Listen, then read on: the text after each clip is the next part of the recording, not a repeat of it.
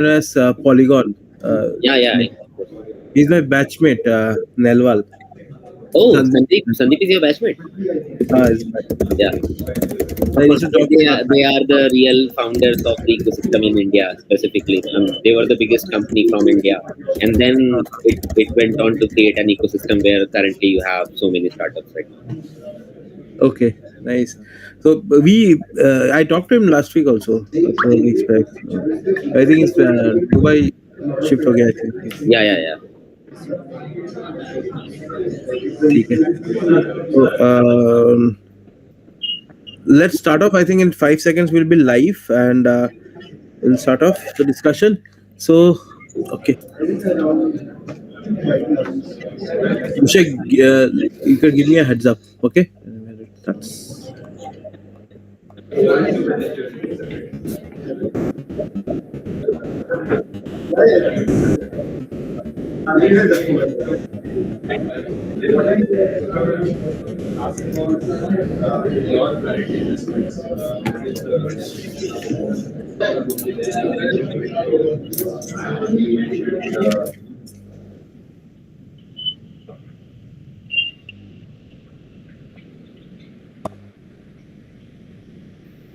okay. So we are live. Hello, friends, and welcome to the next roundtable. This roundtable is very special. This is about the founders, so it's a founders roundtable, and the topic for today, the agenda for today, is the next wave of innovation in workplaces. And to speak on that, we have three very dynamic leaders and founders. I will start introduction first. So today I have with me Akshay. Akshay is the co-founder and CEO of Rivera Money. Akshay, a small like description of your company and about you, a small intro about you for our audience, please. Yeah. Hello everyone.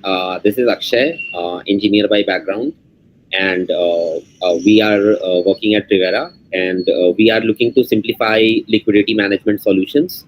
So for folks who invest in crypto and DeFi, there are some certain rules which they need to follow for them to manage their own liquidity, and those are some complicated things. So that is where Rivera comes in, and we manage the positions of our users. So that's what we do in short.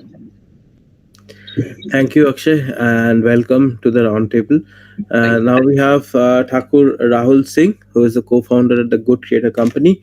So, hi Rahul, welcome to the Insta Roundtable. A brief introduction about yourself and about your company, please.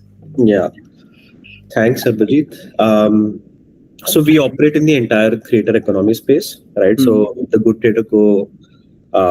Helps creators, influencers, and anyone who has more than 1,000 followers on a social platform monetize that following, right? So we work with over 100,000 creators every month, work with 1,000 plus brands across categories, and we essentially, our core purpose is to help creators make a living off of their social currency, right? So that's what we do. Great. Welcome, Rahul, to the Insta Roundtable. We'll have a great discussion. We have Nivedha. Nivedha, who is the founder in residence at Antler, and she also runs a company which is SaaS Bhumi, which is in stealth mode. So, I don't run SaaS Bhumi, but I'm part of SaaS Bhumi. It's basically a paid forward community, but I'm a founder in residence at Antler, currently exploring problem statements, especially with AI. I think it's a very exciting time that all of us are, part of. So still in stealth, but hopefully we'll be able to talk about my product very soon, like Akshay and Rahul did. So thanks for having me here. Great, great having you, Nivedha. So we'll start off the discussion. I'll start off with one by one. So Akshay, we can start with you first. Like, what inspired you to start your own venture, and how does innovation play a role in your company culture? I think the entire concept of your company's innovation. So over to you, Akshay. Yeah. What your thoughts on this? Thanks, Abhijit. So answering the first part of the question, what inspired me? So I initially worked for three and a half years in an MNC, and I saw that culture, and like everything was fine, but I never really felt that I was growing at a speed which I wanted. Then I moved to a startup in a product role, and there I feel that the speed was what I really wanted, but I never had that level of ownership, which founders have specifically. So uh, those, I mean, two things led me to believe that if I am going to start my own venture, I'll have all my learnings at my own pace, and I'll also be able to do innovations and other things which I really want to do without any questions or things like that. So those were the real motivations for me to start my own venture. And coming back to the second part of the question, which is what role does innovation play? So the entire industry which I'm working in, Web3 or crypto as we call it, is an innovative industry. It's still so nascent after 4 bull cycles. So the industry is hardly 12, 13 years old. And even if you look at certain aspects of Web3, I mean, by this time, everyone is aware of things like you have coins and tokens and you trade and you make money and things like that. But when you delve deeper into some of the specifics, like how decentralized finance works or how we are planning to build a parallel banking system to the traditional finance banking system, you have banks, you have reserve bank, you have you have places where you can trade. There are liquidity providers and insurance and things like that, remittance, everything. So the whole premise of decentralized finance industry is that we are building a parallel banking ecosystem, which is in a way much more efficient and transparent than the current system. So innovation obviously plays a very, very important role, and you have to be on your toes at all times because the industry moves very fast. Everything is remote, everything is open source. Just like in the AI, everything is open source. So if a new piece of paper comes or something happens, everyone is onto it. So if you are lacking somewhere, if you are not very good with your time things, then you are kind of lost in the race. So innovation really plays a huge role in specifically in our industry and what we do at Rivera. Great. So I think I'll go to Rahul on this. Rahul, so what inspired you to start your own venture, and how does innovation play a role in your company culture? Yeah, there was no inspiration. It was more of a need to not work in one of the large corporates, right? Okay. So when I was in college, I did internship at, I think back then I was at Flipkart, right? And interned there for a long time, right? Like I think 3 internships consecutive, right? Okay. And it started off really well. And by the end of the internship, I realized I didn't want to work in such a setup, right? And then luckily for us, we were trying out a bunch of side projects in college. One of them started to take off, right? So decided to not take up placements and get started right after college, right? So I think the inspiration, or rather the want to start a company or do something on your own, was more from not wanting to work elsewhere, right? Versus anything else, right? We didn't even know what we wanted to do, right? So we didn't take up placements after college. We said we tried out a bunch of ideas, right? It took us 3 years, almost 3.5 years, right after college, to figure out what we want to do, right? And around like in that time frame, we were mostly doing POCs, early experiments. We actually tried out more than 4 or 5 different ideas before we sort of stumbled accidentally on the one that we built, right? Okay. So I think that was why we sort of got started. There was no idea, no inspiration as such.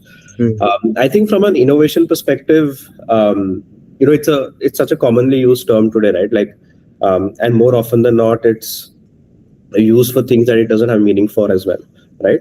But I think if you really boil down innovation to its core, I think if you want to do anything meaningful, right, innovation comes by default in that sense, right? It could be, say, like Akshay mentioned, right? In the entire DeFi space, maybe the pace of innovation is much faster, right? Maybe in the AI space, it's much faster. There are a lot of traditional industries as well where the pace of innovation may not be that high, but then even a little innovation can make a big impact, right? So I think that is a scale that is very contextual to your industry, your space, your personality. But I think at its core, if you want to do something even slightly different, but by definition, you have to be innovative, right? So I think for us, one thing that we really made sure from the early days was that one of the founders always took up the role that, hey, once a project is working, it's shown its early PMF, we move on to at least one of the founder works on something new at all times, right? You might fail, you might succeed, but then if a founder is always working on something new at all times, inherently that keeps the innovation going, right? Okay, great. So it builds a culture around it. So like people trying new things and new PMS are coming in. Okay, so great discussion with you, Rahul. So Nivedha, on you, like what do you think you like inspired you to start your own, or have seen starting founders on their own, and how does innovation play a role in the companies which you have seen on your company culture also? Yeah, I think for me it's three main reasons. One was I spent a large part of my career. I've been working with B2B SaaS companies for the last decade. A large portion of my experience was at Zapier, and I've noticed a stark culture difference between a company like Zapier and a lot of other companies that I've interacted with. That I think was one big motivation to change the narrative of building employee first cultures in India, that you don't have to move to the US, you don't have to look for remote jobs and work odd hours just so you could get a taste of good culture. A lot of companies are doing that in India, and I want to also play a small part in that. Second, definitely is to increase diversity in tech. I think women are quite underrepresented in tech, so in some ways also hopefully be some sort of an inspiration in that manner. And finally, I think AI is like personally for me is super exciting, and I also want to be building something on that's actually going to be useful. And I think in terms of innovation, my philosophy always as a leader has been, the only way to lead is to lead by example. All of us at this point, just like how COVID forced us to go remote, all of us are now forced to adopt AI in a lot of different ways. And I would like to, move the forced nature of adoption and actually move to a, space where we're accepting and embracing these, emerging tech, and actually like leverage them in a way that makes our lives and jobs a lot more fun to do. So that's how I look at it. Okay, great. So Nivedha, continuing with you, so with rise of this remote work and distributed teams, and in this discussion we have, I think two teams which are completely remote. I think Akshay's team is completely remote. Rahul, your team might be remote and like kind of hybrid. And so with the rise of this remote work and distributed teams, how can collaboration among team members be achieved? So we'll start with Nivedha and then go to others. Yeah, Nivedha, over to you. Sure. Actually, when COVID happened, a lot of companies were forced to go remote. Some latest stats that I was looking at say that most of these companies that went remote have actually like gone back to office. So I think, obviously there was very little preparedness. No one's to blame for that. The situation demanded all of us to, mold our ways of working. At the same time, I think to operate remotely and operate extremely well, I think one of the very consistent skills that I've seen people have is very strong writing skills. Unlike in an office where you can just walk up to someone and tap their shoulder and talk something. If you're going to write a wall of text on Slack, nobody is going to read it, right? So you have to learn how to like write powerfully, write succinctly in a way that you're both able to put your ask very clearly, as well as able to advocate for your work by doing things like documentation. So if you're working on a piece of something, make sure you document it, that there is a written format somewhere there.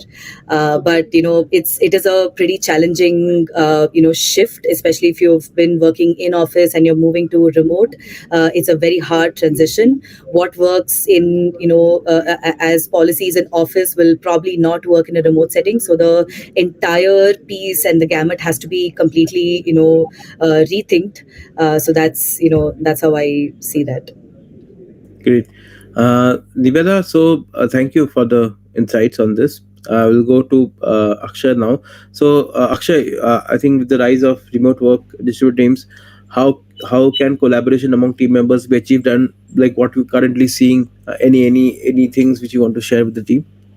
Yeah. I mean, it's an excellent point, because like I have seen differences. Let's say there was a team which was at office and then they went remote, versus a team which was remote from the very beginning. I mean, they were hired remotely. There is a huge contrast between these two teams, because in the earlier team people know each other, and they don't have the barriers to talk to each other, right?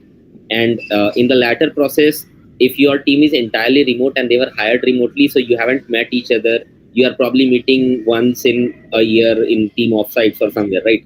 So in those cases, I think there are two very important points which helps in achieving what, an in-office efficiency or something, if you have that sort of metric. So one is the alignment of values and goals. So whatever the vision of the company, or specifically for the product or the founders, is, it should be clearly communicated to all the team members and all the stakeholders involved in that particular product or the company. And if that method of communication is very straightforward and open, then I feel that everyone is very much aligned on the bigger picture, what they are doing currently versus what they are trying to achieve in the near future. And you don't have cases of let's say you have a developer and they are just working on some small thing and they don't have the clear picture, so they don't know what to do next, right? So they will feel that they are clueless, or their own career path is not growing, or they are not growing, and things like that. So that is one. And the second is, uh, in loose terms, you need to have some sort of bonding between the team members. This is specifically true for all remote teams. Like for us, all of our team members were hired after COVID, so hardly people met each other. So during initial times, and not everyone is an extrovert, right? So during initial times, a lot of issues were that, how do I call him? How do I ask him for this? Right. So, and you yourself can't be moving into every single small thing which is there to be addressed. So that you, as founders, we need to like create bonds among the team members so that they can talk to each other, and they know whom to reach out to for whatever specific things they want to reach out to, right? So I think these two things, if we have in place, then it becomes, I mean, then remote works is as efficient or even more efficient than an in-office work. Okay, nice. Nice, lovely insights, Akshay, on this. So I will move on to Rahul. So, Rahul, the same question for you. Remote work and distributed teams, how can we achieve collaboration among team members? So, what are your thoughts on this? I think I will not repeat what Nivedha and Akshay mentioned, right? Because very valuable and very useful points that are very relevant for me also in my journey, right? I think one thing additional that I think worked for us when we were fully remote was rituals, right?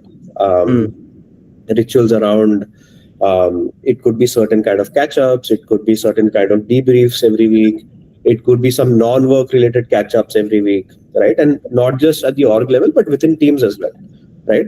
So we made sure that these rituals sort of became non-negotiable, right? Like more often than not, you'll see when you have a non-work catch-up, like a mixer within the team, right? You will see a lot of team members saying, "Hey, I'm not feeling well. I have something other things to take care of," and they start dropping out, right?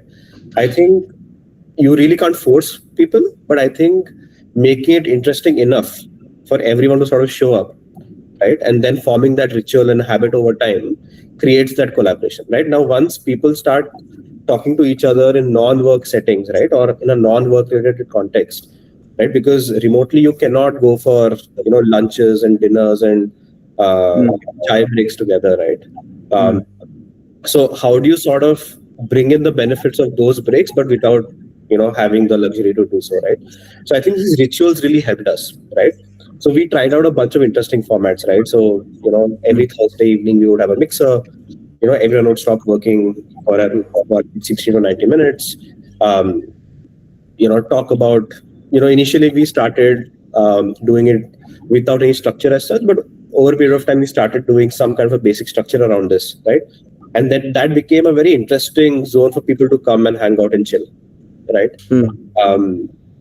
And we kept it bang in the middle of a work week, right? So that it doesn't feel that people don't feel that we are taking away from their personal time, right? By doing this, right? It should not feel that, hey, because you're doing it on a Saturday morning, right, where people have their personal things to do, it should not feel like you're taking that personal time away, right? So within work, our so-called official work hours, right, we made sure these rituals sort of formed. Obviously, it took us about, I think, about 5-6 times, 5-6 different formats, a lot of trials to get it right. But I think the rituals really helped, because then when we did an offsite, right, people behaved with each other as such they've already met a few times before in person, right? It didn't feel like you're meeting faces for the first time ever, right? Um, so I think rituals is something that I would add. Now, rituals, and what I mean by rituals is, it could be anything that works for you, right? It could be a mixer, or it could be, if you find that as a founder you're very fond of books, right? Can you sort of you know get your team together, create interest groups to come and discuss some interesting books, for example, right? Or could it be within teams, right? Or cross teams, right? Typical of the problems we had was, tech team used to interact very less with the business and the other teams, right? So we started doing within inter team mixers, right? So over time those rituals help, right? But I think, yeah, I mean, to really conclude, you know to add to, in fact, what Nivedha and Akshay said, rituals really helped us. Okay. Yeah. Great. I think that also, I think we can also implement, because we are completely remote. So this mixer is a kind of new idea which I got. So I will try with my team to implement. Thank you, Rahul, for the insights. I think a lot of founders who are listening to this and who will listen to this will also implement the things which have been told by Akshay, Nivedha, and Rahul. So Rahul, continuing with you. So I have the question is, like, what role do you think like emerging technologies, like when we see like AI, blockchain, augmented reality is also coming in, will play in shaping the future of like the shaping the future of workplaces? What I think I'll take a slightly more broader view on this, right? I think great buzzwords. I think most of the times AI, blockchain are just buzzwords, right? Like, of course, what they truly mean maybe is probably like less than 5% of people will really sort of understand what it means, right? More than AI, blockchain, or AR, let me take a more macro view, right? I think fundamentally, future workplaces are not going to be office only, right? I think that is established for sure, right? Most companies today are hybrid. They're somewhere in the middle, right? With half, some percentage of the team in office, some percentage not in office, right? And I think the role these technologies will play, and not just AR, but even with VR sort of coming in, right? I think one realization is that anything that sort of consumers pick up on, right? Like, I'll sort of take a very historic view here, right? We went in terms of media consumption, it was images, text, videos, right? And today video call is the most predominant way of collaboration, right? I think AR, VR will, of course, sort of, as consumers adopt it, it will sort of move into workplaces as well, for sure, right? I think that's a given, right? But I think before it comes to workplaces, you will start seeing cohorts of users adopt it faster, right? Gamers, for example, right? Or YouTube streamers, for example, and so on and so forth, right? I think it's more, it's going to be around that. Now, in terms of specifics, like say an AI, blockchain, I think that's where I think interesting companies will get built. I don't have an answer there as such, right? But I think my view is more generic there, where it will get adopted by cohorts of users on the cutting edge of technology first, right, before it sort of moves into workplaces. Right, like, of course, right, we've I think especially during COVID, we've tried tools like GatherTown, which are very rudimentary versions of trying to create like an in-office experience online, right? Like a very 2D kind of a thing, right? But like, I believe that as consumers adopt technologies first, then it will move into workplaces, right? Because typically enterprises are slightly slower, they lag behind in adopting these things. Okay, great, great insights. I think, Rahul, and I'll move to next to Nivedha on this. Nivedha, what role do you think the emerging technologies like say AI and blockchain and augmented and others also which are coming, and new technologies are coming, will play a role in shaping the future workplaces which we see? Yeah, firstly, I can speak to AI.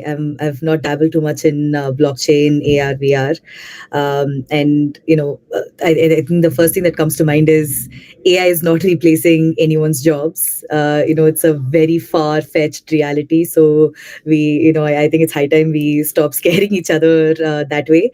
However, I do see that people who use AI are more likely to replace people who are not using AI. Mm. The most simple example that I can think of is meeting notes. I don't know how many teams today actually have someone who takes down notes. I remember back at Zapier, we would rotate the meeting notes task among the team, and that's not the case anymore. In fact, there are meeting note co-pilots who have gone to the extent where they even give you the action items very clearly. So there is that clarity to that granular level. So I do believe that using AI in as many operational efficiencies as possible is something definitely for all of us to explore, especially leaders, because again, going back to my previous point, as long as leaders are using and adopting newer tools to improve these operational efficiencies, so will the team. I think another parallel that I can draw is back in the day, Googling was a skill. Mm. And today, using Chat GPT is a skill. Like there are literally courses online that help you understand how to write a good prompt. So I definitely see that this is less of a fad and more of a reality for all of us at this point, and it's here to stay. And we're seeing those very immediate reflections in how we're able to do more in lesser time. So Mm. I think we're moving in that direction. Okay, lovely insight. I think Akshay, over to you. So, what do you believe that emerging tech like blockchain, AI, augmented will play in shaping the future workplaces? So your thoughts on this? Yeah, I think Rahul and Nivedha covered a lot of the aspects. Only one other thing which I would like to cover is that I believe that with the advent of all these new technologies and going further, whatever we will have, uh, Mm. one thing which we can see is that the team sizes will become smaller and smaller over time. They are not going to get to one or two, but they are going to get smaller and smaller because a lot of the mundane tasks can be done using machines right now, and it will only go on to accelerate. So uh, I'll give you an example. So let's say in a traditional startup, in Indian startup system, if you have a unicorn or a $1 billion company, you have like 100, 150, 200 employees at that point of time. On the contrary, you have crypto companies who are at 10 billion valuation with 10 employees, 15 employees. So that is one of the things which I see is can be accelerated with AI and blockchain both, because with AI also there are similar companies possible where you need very less human resources to have an output uh, of a huge proportion. So that is one thing, and similarly, that helps in. I mean, that changes the entire workplace, this structure, right? Because as leaders, you will have to adapt to this new reality whenever it sets in. And earlier, you were used to having a 15% team for a single project which was designated to do something. Now you have a 5% team who are all AI enabled and they have all the resources. I mean, they have just removed the redundancies, right? So Mm. it's a bit different to tackle that team who has all the resources on their fingertips, and versus a team of like, let's say 15 or 20 people, even a smaller team, Mm. who had to collaborate among themselves a lot more. I mean, with Mm. AI and the technologies, the in collaboration between team members is going to reduce. I mean, it's not going to get to zero, but it is going to reduce. So, as leaders, those things are also going to impact how you structure your org. How you have the Okay. hierarchy and things like that. Mm. Very, very innovative ideas coming in, a very fresh approach, as I can see. So Akshay, continuing with you, looking ahead, what do you envision as the next big innovation in the Indian startup ecosystem? Okay, so I'm not going to touch upon the industries and what products are going to come, because I mean that's something for the founders to do. But yeah, on the employment side of things, I do feel that there is a reform which is going to come for startup employees, for early startup employees, and for mid-stage startup employees. And this reform has been long due. I mean, the things which started from Flipkart in 2008, that hasn't changed yet. We still have those same policies, same ESOPs, same things, right? So I truly feel that there's a need for change, and some companies and startups are adopting to some newer ideas of employment and things like that.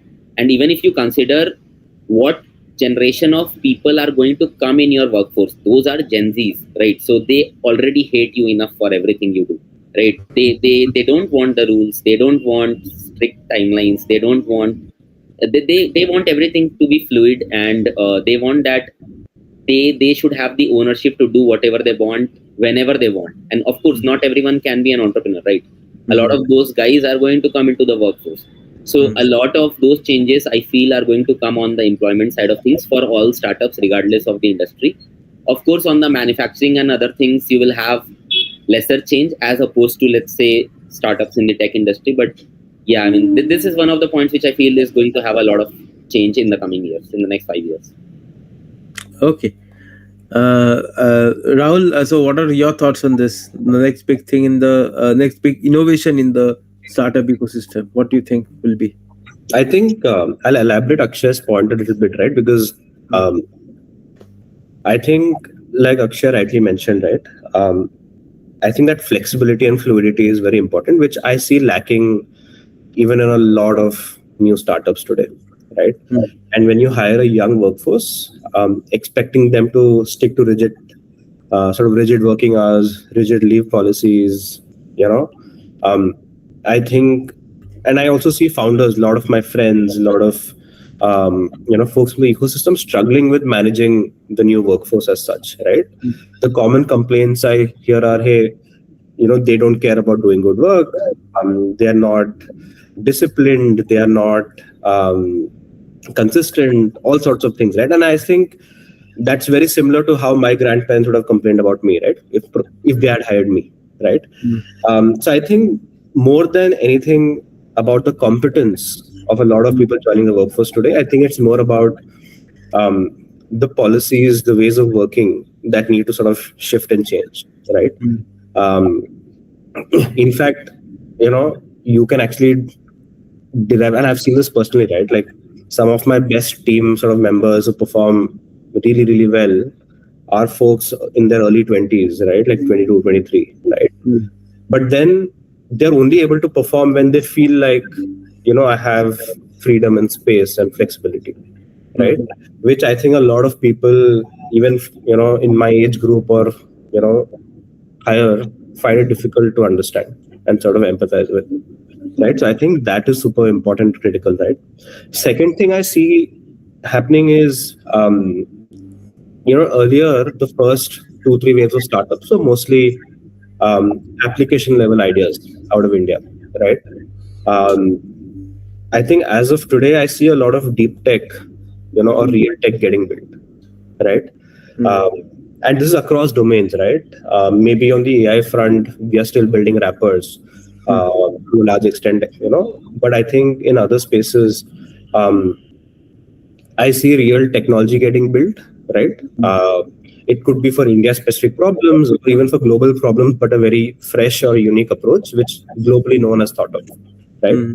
I think I see a lot of that happening now versus, say, even 2, 3, 4 years back, right?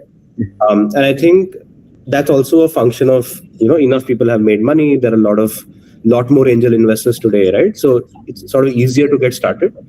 And hence you need less proof that, hey, this worked in US, so this worked in China, so it will work here, right? So I think that's a very good thing, right? Because for me as well, say when I want to go out and build my next venture, right, it gives me that freedom to think really first principles, right?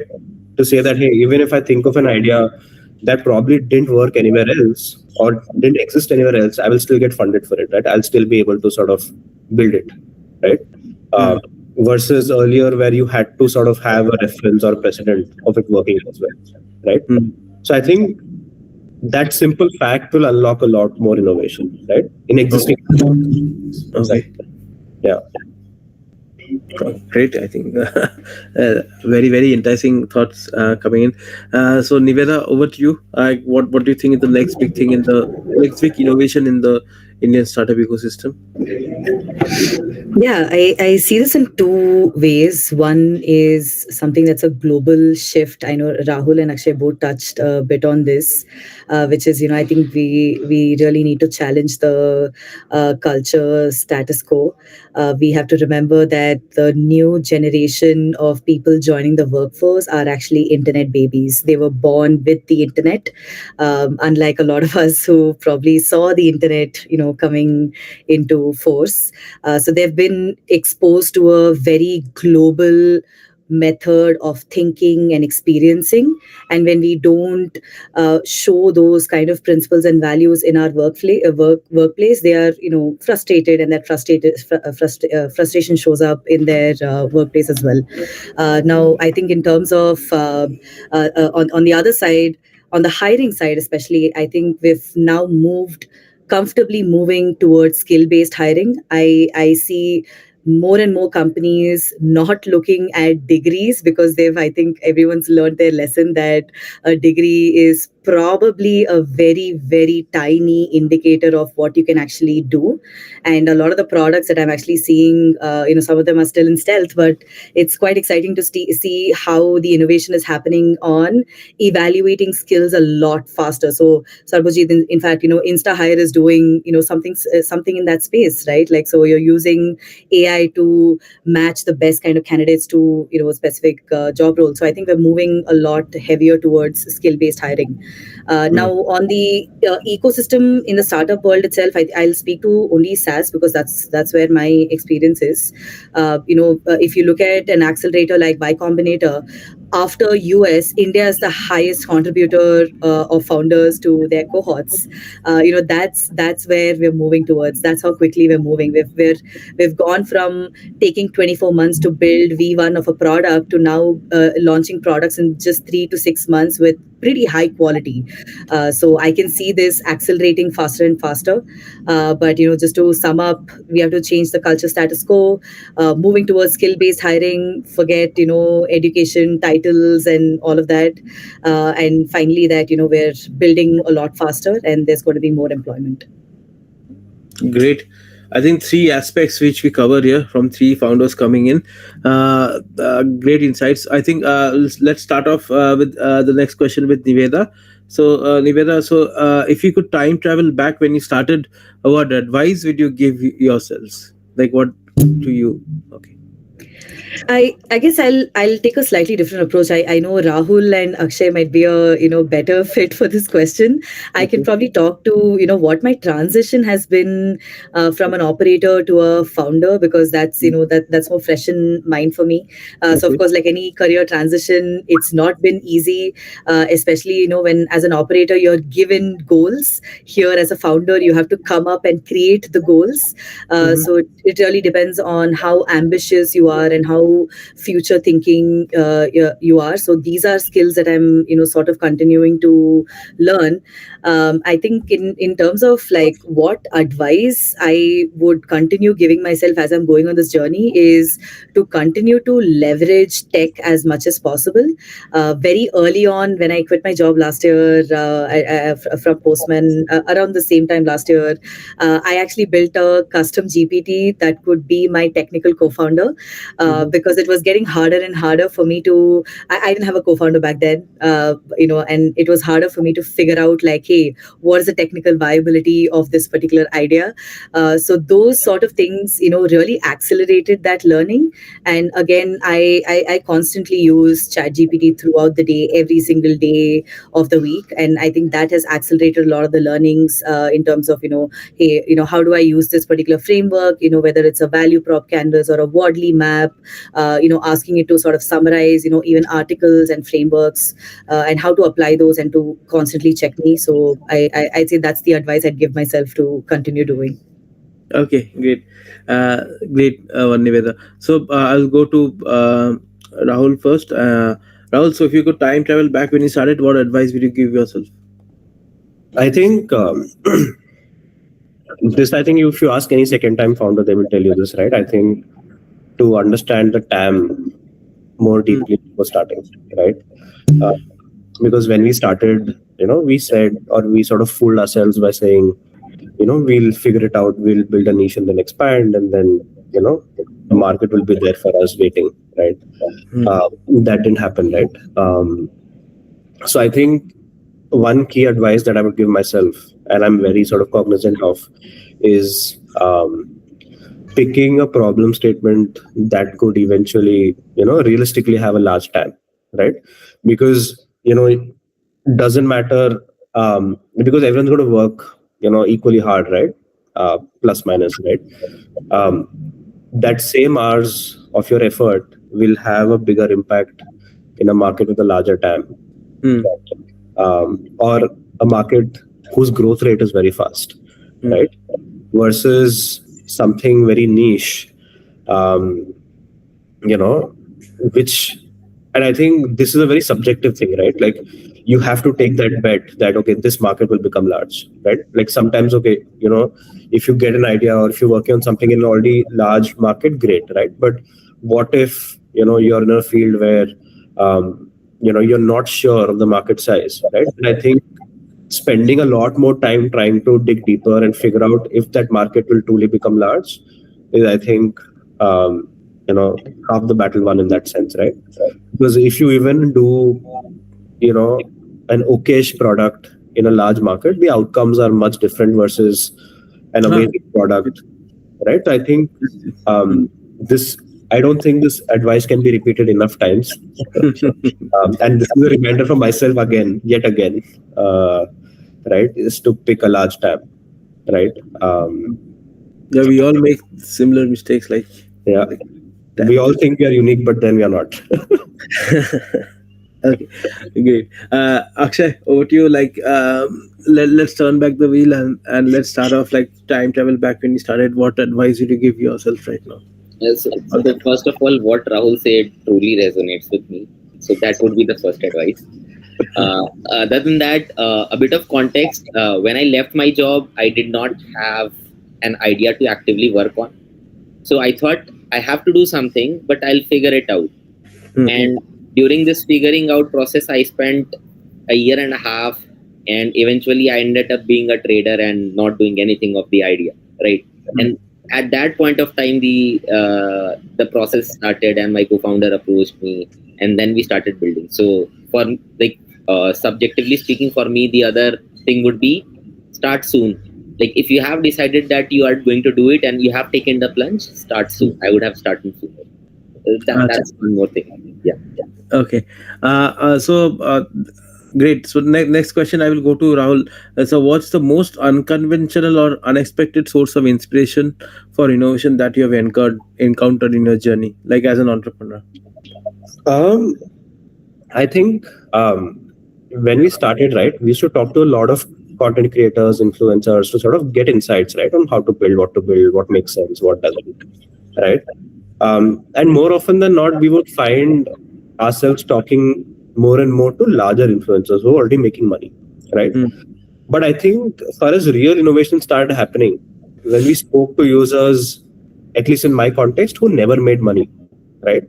Because, I used to think that, okay, only if I can supplement my influencer or a creator with additional, say, 10-15% income, right, it makes a meaningful difference, right? But if someone is making zero, even helping them make 5,000 rupees extra per month, right? From their Instagram or YouTube is a big deal for them, right? So I think when we started speaking to the users we ignored earlier, right, we actually got a lot more insights on what to build, right? And that led us to build a lot of the things today, that actually no one in India in the creator space is doing, right? So we've actually launched something called, very similar to real money games, but for creators, right? Where they can do quick tasks related to social media and earn money, right? Now, that innovation sort of came from talking to users that we never thought were relevant to us, right? And then that explored an entirely new cohort that sort of got us to PMF faster and the scale faster, right? If we had gone down the traditional route of talking to the larger influencers, larger creators, right? I don't think we would have made it. Okay. Nice. Akshay, so over to you on the same question. What's the most unconventional or unexpected source of inspiration for innovation that you have encountered in your entrepreneurial journey? Yeah. Okay. So this one is going to be a bit funny, and it also exposes the downside of the industry I work in: scams. Right. So we were working so hard, and we were we were doing this liquidity management, and we had to solve a whole lot of mathematical equations or differential equations just to arrive at certain things which we could write in the code. And then we started seeing these bull market events where there's a guy who tells, "Send me money, I'll double it," and things like that. And after the end of everything, we saw that a lot of those guys won. I mean, what they wanted to achieve, they did, right? So, I mean, you don't want to do it, but it is very unexpected, and you see that the outcome is in their favor. On the contrary to the people who are actually building stuff and doing things what really matters in the long run. If you are building something for the long run, then you are perplexed and you think like, what am I doing? Like, what are these guys doing better? Are they just marketing or selling scams, and what are they doing? And this is, in a way, I mean, I shouldn't say inspirational because you don't want to be doing that, but it is, I mean, you take the good part of it, that there are grifters in the ecosystem who know how to play the game, and they understand the game, and then if they want to do something, they do it, right? So, I mean, that was something which was unexpected, which we saw in real time. And then we realized that, okay, there are certain things to be done in certain ways, and you have to stay long enough in the game and play the industry by the rules, right? So that also happens when we do marketing. Our marketing is very different from traditional marketing, right? So normally, like LinkedIn and like whatever you have, the traditional marketing sources that don't work in crypto, right? So Twitter and Discord are the marketing places. Twitch maybe, right? And there are people there who are native to Twitter and Discord, and they only understand those two places. Like, they consume all of their information from there.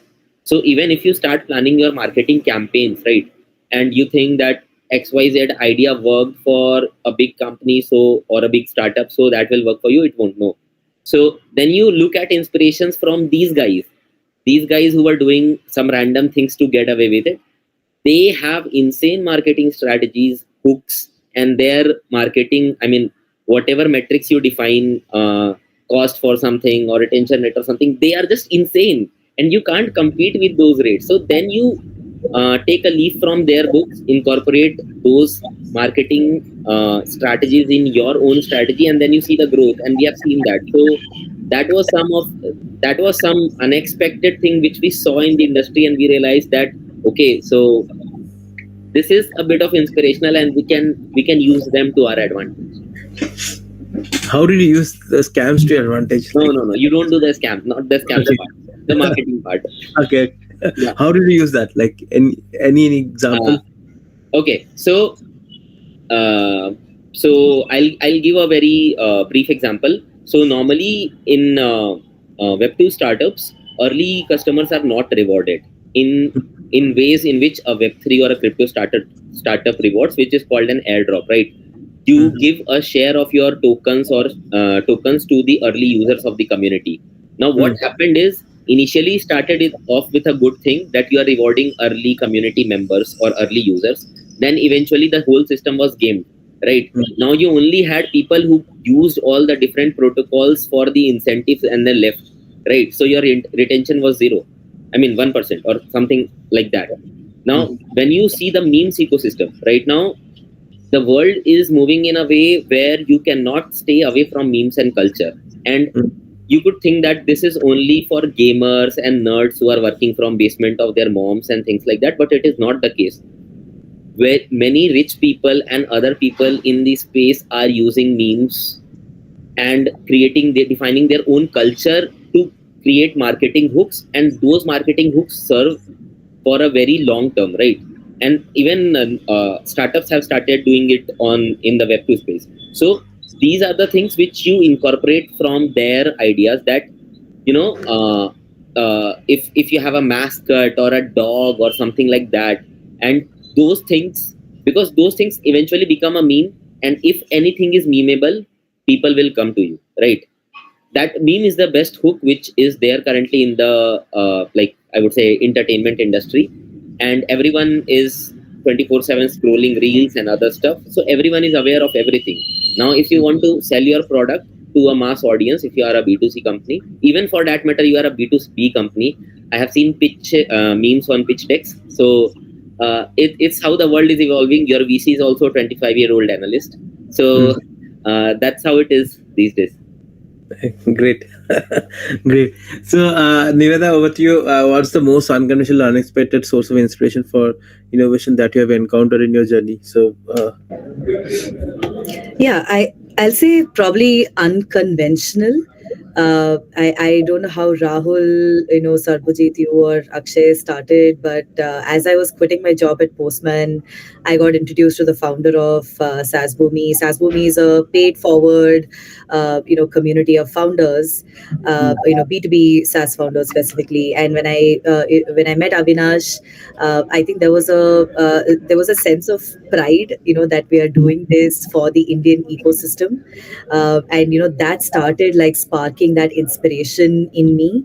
And as I started working part-time with Sasboomi and started watching how volunteers are basically full-time founders, they're all running their own companies, but they will still find time early in the morning on a Saturday for a 3-hour call.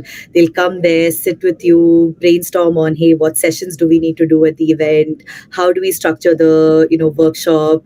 And you can just see that they're so fortunate. They feel the fortunate aspect of having that community, and they want to sort of pay it forward. And the other unconventional, or maybe not as unconventional now, was the opportunity to get this launchpad at Antler. I think a lot of the Rahul, you talked about PMF, and finding the TAM. Those are one of the first activities that we did in the week one of the Antler program. So I'd say the acceleration of how quickly you're able to get a startup off the ground with a lot of those basics set up and well structured. I'd say that's quite unexpected. I knew part of it, but I also didn't know to the extent to which the learning was available for us starting now. okay, great. So, Nivedha, a question for you. Uh, how has the role of a leader transformed with the advent of AI? Like, is there any change in the role of the leader, or like how is everything transformed? Yeah, I think just like every role is seeing, some bit of transformation at this point, I think a leader's role is also transforming. And what I mean by that is typically we get into leadership roles when we have done the individual contributor role. So typically if I've become a leader at support in a support team, I've probably done support. I've done a support engineering role. So now when AI is impacting a support engineer's role, it's also equally impacting the leader's role, role because they've not seen that transition as when they became a leader. So I'd say that, at this point, it's not enough that as, founders or leaders, we just buy like, GPT-4 subscriptions for our team and be like, yeah, go use it.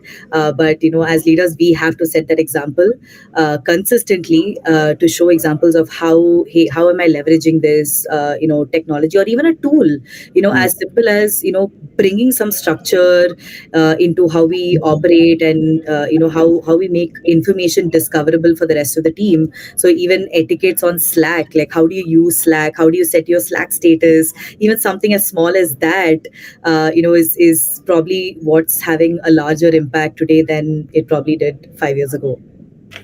Okay. Great. Next, I will move on to Akshay. So, as founders, do you encourage risk taking and experimentation within an organization, and how? Yeah.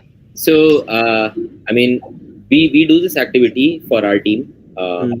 So, just a bit of context, because a lot of our team doesn't come directly from the industry, so they have a hard time understanding all the terminologies, which has been made purposefully difficult for any outsiders, just like any other finance, right? So it's hard for anyone to start their Web3 journey, like other than trading on exchange. Once you start actually doing transactions on the blockchain, there are lots of complicated things, and you'll feel very dumb if you are trying to do so, because the terms will scare you, the mathematics will scare you, the calculations will scare you, and you will be like, oh, I didn't sign up for this, like why do I need to do this?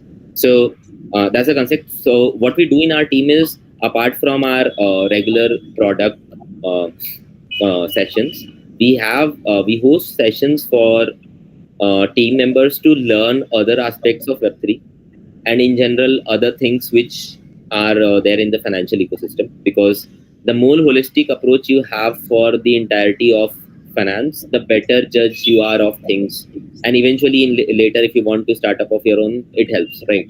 So we have taken finance specifically to the core, and we do these sessions for our team members. On the side of innovation, we also allow team members to have their own side projects in their free time, where they are experimenting with things or deploying contracts or doing something where they think they will learn more. And also, once they do something and then they get to see the impact of it, they understand what works and what doesn't work. So like, short answer is, yeah, we let our team members are very free in that sense, that once they are done with their product work, they go on to do their own learning and stuff. And essentially it is very steep curve in our industry, so it makes a lot of sense for them to do so. It might not be a very like a good thing to do, let's say, in an industry which is already very saturated and everyone knows how it works, right? So that is a very industry specific solution which we have. Okay. Over to Rahul. So Rahul, how do you encourage risk taking and experimentation within an organization? I think it's also got a lot to do with incentives, right?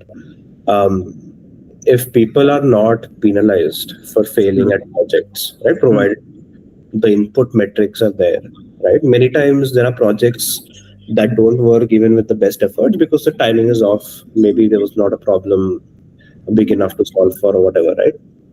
So I think one thing that has worked for us is by not penalizing people, right? Without if you don't have a penalty for failing at projects, right? And by penalty, I mean it could be even things like basic things like a promotion or a salary hike, or a larger responsibility towards them, right? In fact, one thing that seemed to work for us was when people tried out a lot of projects, many didn't work, some worked, right? We in fact gave them larger opportunities, right? Regardless of earlier projects, some of the early projects not working, right? Then I think that then people realize that it's not about always having 100% hit rate, right? But if you have a hit rate at things that matter, then I think that's good enough, right? Because when you're trying a lot of new things, right, you can't get 9 out of things or 8 out of 10 things right? Like even if you get 3 out of 10 things right, that's a win, right? Because I think that is one realization, right? Second is, treat these experiments more as as like a proper science experiment, right? Set up the aim, right? Define clear metrics, right? Define clear input parameters, right? um, because a lot of times we judge experiments with their outcomes, right? But then because it's an experiment, the outcome is not guaranteed in most of the time, right? So you define or clearly outline what are the input parameters that go into it, right? And then you look at that, like if you think that the person who has tried out this experiment, right, or has taken that risk, if they have done good job of putting in that effort, right, they should be rewarded regardless of the outcome, right? um, and I think that when people start internalizing that, then that culture spreads, right? Then people are not afraid to take risks, right? Because in many times in corporates or even in larger startups, what I've seen is people don't want to take up larger risks or projects which are risky because it might affect their career growth, their appraisal or whatever, right? You I think have to take out that fear, right? Once you take out that fear and then people feel comfortable, right, taking on, like, you should create a culture where you have people lining up to take up a risky project that might or might not work, right? If you have very less volunteers, it means the wrong culture is being sort of set, right? But if you have a lot of volunteers coming in and saying that, hey, it's a risky project, I know, may work, may not work, but I want to take a shot at it, right? I think that's the right culture. So I think setting that incentive system and making people sort of truly believe, right? Not just for the sake of saying it, but truly believe. And I think as a leader, it's important for us to show that, hey, even if someone has failed at a certain project, right? Provided, the effort was there, they are worthy of, larger responsibilities and a larger role, right? The very fact that they volunteer to take a risk says a lot about them. I think creating that, fearless sort of an atmosphere is super important. Great. Completely agree with you. Okay, so Rahul, we come to the last question, guys. So we'll start with Rahul. If you were to define your motto or mantra in 5 words, what would it be? I wish I had a mantra or a motto as such, but I think one thing that has sort of stuck with me throughout is that I think the joy of building something, right? If people just enjoy the process of building something new, right? It could be a space that you like, or it could just be the very act of building, right? I think then nothing can stop you in that sense, right? Because regardless of the outcome, you will keep giving it a shot again and again and again, right? I think, and as a result of that, you just need to get it right once in that sense, right? And if you get it right once, that's enough. So I think if people, like I've seen a lot of people who are very result oriented in that, that, hey, only the end outcome will excite me. I'm only building for that end outcome. Many of them succeed as well. I'm not saying they don't, but I think personally for me, I enjoy working with people who love or who enjoy the very act of building something. Okay. Yeah. Okay. Great. Akshay, like if you were to define your motto and mantra in 5 words, what would it be? Yeah, like couple of small things. I'll try to mix them into 5 words. So that's learn forever and faster feedback loops. So I'm also a big fan of learning, regardless of the end outcome, regardless of what you're learning for, regardless of it helps you monetarily or not. You should learn whatever you want. And the second is faster feedback loops that works for your personal growth, your professional growth, your product's growth. So the faster your feedback loop is, the faster you iterate on yourself or on your product, and the faster you improve. And that is something, basically, that is why experience is not linear. 1 year of my experience is not equal to 1 year of someone else's experience, because the feedback loop is different for everyone. So yeah. Very, very deep, very insightful. Nivedha, over to you. Yeah, when I I think it's hard to put it in 5 words, but one thing that's sitting on top of my head is opportunities often masquerade as failures. I think as I'm embarking on this founder journey, I know that there's going to be a lot of downs, maybe more downs than there are ups, and for us to look at those downs as an opportunity and not actually as a failure, because there's always learning, most learning that we have when we didn't achieve an outcome that we thought we wanted in our head. There's definitely something else out there waiting. So that's mine. Great. So, thank you guys. We'll move on to the next section, which is a rapid fire section. And this rapid fire, I will ask you one question, and I will ask, and whatever comes to your mind first, you have to tell me. Okay. So we'll go one question, and then one by one we'll ask. So I will. Who wants to go first here? I can go. Okay. So last Nivedha, then Akshay, then Rahul. Okay. So the one question, and so let's start with the first one. If you could swap lives with any fictional character for a day, who would it be and why? Nivedha. I really like the character Ang from. I'm forgetting the name of the show, but he's basically a young Buddhist monk, Avatar, the Last Airbender. A very young Buddhist monk. Suddenly gets a lot of power. The world's biggest power is now with him, and now he's having to like figure out how to use it judiciously. I absolutely love how that character has been built. A lot of inspiration for me there. Okay. Akshay? So another fictional character, again from anime, called Ruronoa Zoro from One Piece. The idea is very similar. He has his goals set from his childhood, and even if he is getting strong, he still works more than everyone else. Okay, great. Rahul? For me, I think it's more of a massy character, but I would want to be Iron Man. Okay. So, Nivedha, then again, the clock starts with you. What was your childhood dream career? I wanted to be a race car driver, but yeah, here I am in an office. Okay, Akshay? Scientist. Rahul? I wanted to be a pilot, and I'm actually luckily training to be one. So yeah. So almost there. Yeah. Soon. Okay. So if you could have any superpower, but it only worked when you were sneezing, what would it be, Nivedha? Only I when think only when I'm sneezing, is it? Yeah. I guess the ability to look at things with balance and without big opinions, strong opinions, and to be able to look at both sides. Okay, Akshay. Stop the time. Okay. Okay, Rahul. Time travel in that sense, right? Okay. Like imagine me sneezing and then I'm just somewhere new. Okay. So again, we'll start with Nivedha on this one. Would you rather fight one horse-sized duck or 100 duck-sized horses?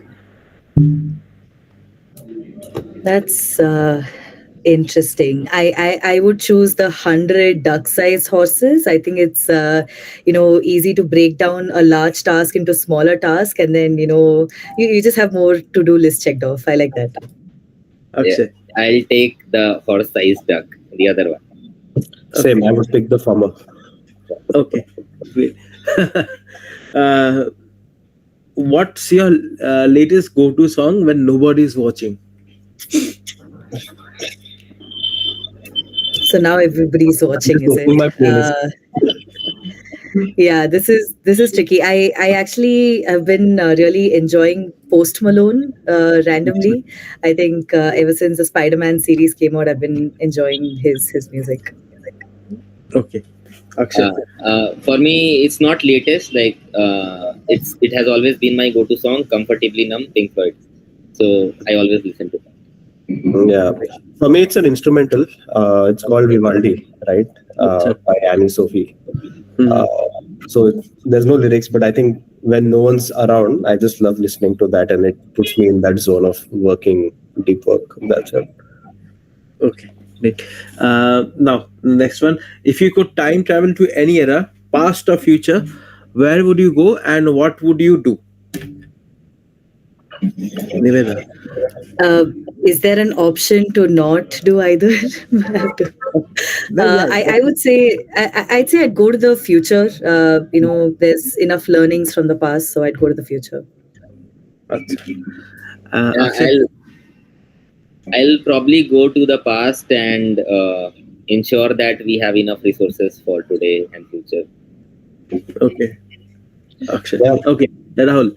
I would go back not too far long back, but because I'm fascinated, like like Nivedha, even I think wanted to be a car racing driver as well, right? So I would actually go through the history of Formula One and when the first few Formula One races were happening. I would just want to witness that. Acha. Okay. Okay. So, what's the craziest thing on your bucket list, Niveda?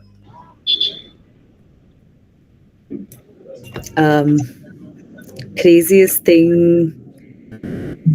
I would love to do a road trip across countries. I've already done one from Bangalore to Spiti. I want to extend that and go further. Acha. Okay. Lovely. Akshay. I want to go out of the solar system and just explore the cosmos. इसका आपको रहना ही नहीं है यहाँ मेरे को रहना ही नहीं. I want to do like a cross-continent flying trip solo. Okay, so that's why you're getting your license. Yeah. Okay. The last question of the rapid fire. So, if aliens landed on Earth tomorrow and offered to take you home with them, would you go? And what would you say to them? I would definitely go. It's always a mystery. What I would say to them, or maybe ask them, is how long have you known that we've been around here? What took you so long? Akshay. I'll definitely go with them. I'll only ask them to not kill me before they teach me everything of their world. Okay, Rahul. Yeah, I'll go with them for sure. Now, I think I've not thought of the conditions. Okay, so that's it from my side, guys, and it was lovely meeting you all. And I think you're building very strong products, very, very good teams. Hopefully, you will build larger companies, larger teams. Okay, with that, I close off this discussion. Hopefully, you liked it. Thank you for joining in and taking time of your busy schedule. Thank you so much, guys. Thank you. Thank you, Sarbajit. Thanks for having us. Bye-bye. Bye.